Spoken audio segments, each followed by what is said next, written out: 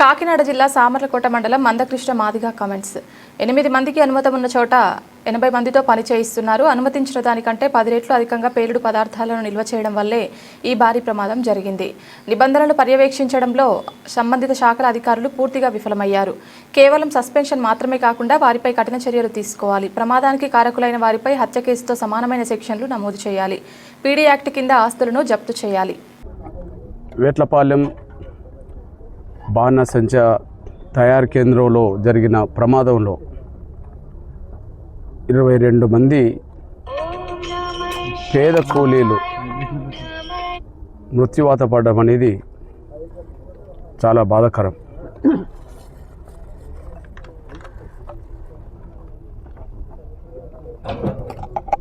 అత్యంత పేద వర్గాలకు సంబంధించిన కుటుంబాలే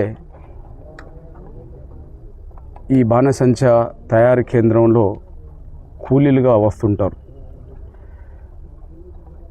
ఇప్పటికే ప్రధానంగా ఈ రాష్ట్రంలో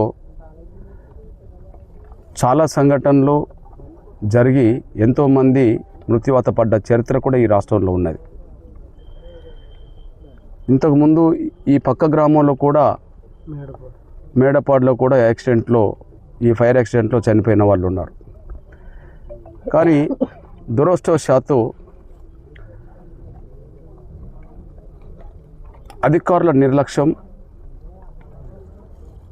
ఈ తయారీ కేంద్రాల పేరుతో పర్మిషన్ తెచ్చుకున్న వాళ్ళ నిర్లక్ష్యం, వాళ్ళ విచ్చలవిడితనంతో అత్యంత పేద కుటుంబాలు వాళ్ళ విలువైన ప్రాణాలను కోల్పోయే పరిస్థితికి తీసుకొచ్చేశారు. దాదాపు 22 మంది, ఇంకా కొంతమంది ప్రాణాపాయ స్థితిలో ఉండి ఇవాళ కాకినాడ ఆసుపత్రిలో ఉన్నారు. ఈ విషయంలో ఇక్కడ వచ్చిన కాంచి నేను పరిశీలిస్తూనే ఉన్నాను.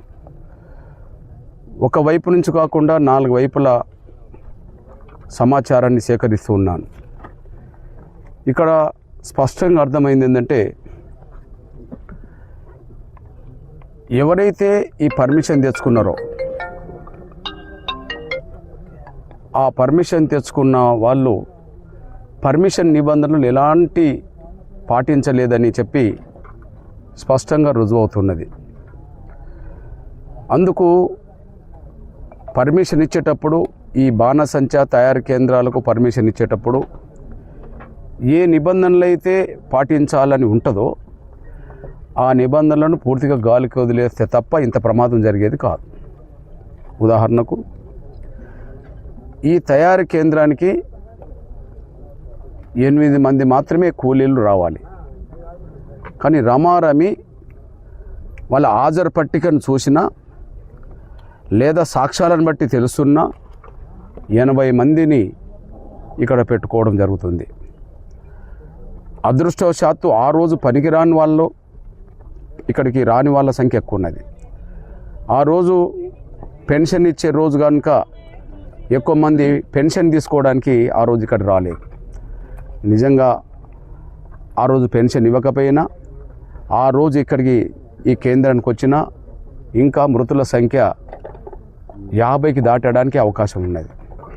ఎందుకంటే 35 మంది ఉన్న చోట 22 మంది ఇప్పుడే చనిపోయిన చరిత్ర. ఇంకా 70-80 మంది ఉంటే అది 50 దాటడానికి అవకాశం ఉండేది. అంటే ఇది పూర్తిగా ఉల్లంఘనే. 8 మందితో చేయించుకోవాల్సిన కాడ 80 మందితో చేయించుకోవడం అంటే ఇది పూర్తిగా ఉల్లంఘించడం జరిగింది.